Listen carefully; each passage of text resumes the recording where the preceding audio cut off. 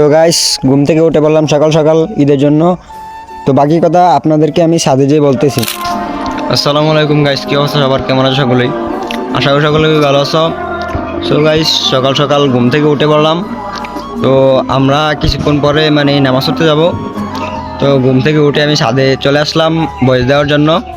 আমরা 8:30 কিংবা 8টার দিকে নামাজ পড়তে যাব। তো তার আগে গোসল টোসল করবো আমরা। তো তোমাদের পুরাটা ব্লগ, আজকে একটা ব্লগ করবে ঈদের জন্য। তো তোমরা সবাই পুরোটা ব্লগ ভালোভাবে এনজয় করবে। তো বাকি কথা আমি গোসল টোসল করার পর তারপর আমি তোমাদেরকে বলতেছি। তো তোমরা সবাই পুরোটা ব্লগ এনজয় করবে, অনেক মজা হবে ইনশাল্লাহ।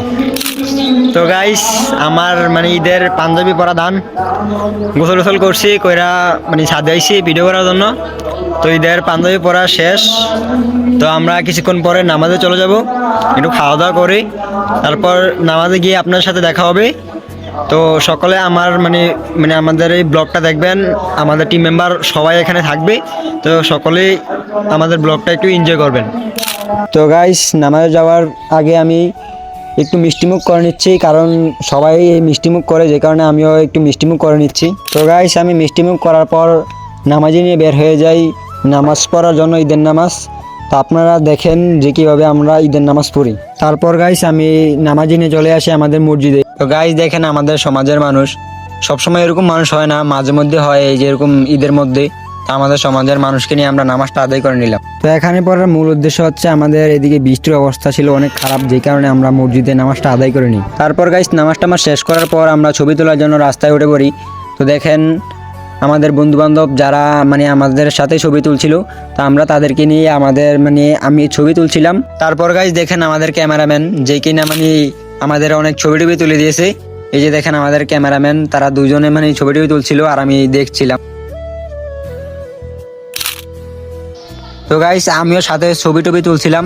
ছবি টবি তোলার পর নামাজে নিয়ে চলে বাড়ির উদ্দেশ্যে রওনা দেই, বাড়ি থেকে সালামি নেওয়ার জন্য। তো চলেন আজকে কত টাকা সালামি পেয়েছি আমি বাড়ি থেকে আপনাদেরকে দেখাবো। তারপর গাইস দেখেন আমি ছাদে এসে কি বলি। তো গাইস আমাদের নামাজ শেষ, তারপর ছবি টবি তুলছি, সব কিছু শেষ মোটামুটি।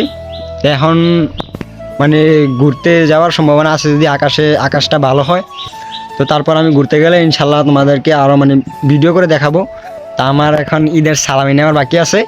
তা আমি ঈদের সালামি নেওয়ার পর তোমাদেরকে দেখাবো আমি কত টাকা সালামি পেয়েছি। তো গাইস আমার ঘোরাঘুরি শেষ, তারপর ঈদ সালামিও নেওয়া হয়ে গেছে। তো এখন আমি বাড়ির ছাদে আছি। তো এখন আপনাদেরকে আমি দেখাবো যে আমার ঈদের সালামি কত। এই যে গাইস দেখেন আমার সালামি এখানে কত, আপনারা কমেন্ট বক্সে বলে যাবেন। আমি আর ঈদের সালামিটা বলতেছি না যে আমার ঈদের সালামি কত। তা আপনারা অবশ্যই কমেন্ট বক্সে বলে যাবেন যে ঈদের সালামি কত। এই যে তাই এটা হচ্ছে আমাদের মতো মধ্যবিত্ত ফ্যামিলিদের ঈদের সালামি।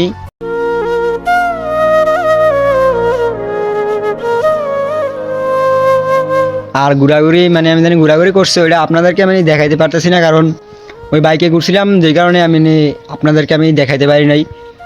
তো আপনারা ব্লগটা আশা করি অনেক মজা করেছেন। তা আপনারা সবাই লাইক আর আমার চ্যানেলটাকে সাবস্ক্রাইব করে যাবেন, যাতে আমি আপনাদের ভালোবাসা পেয়ে আরও সামনে এগিয়ে যেতে পারি।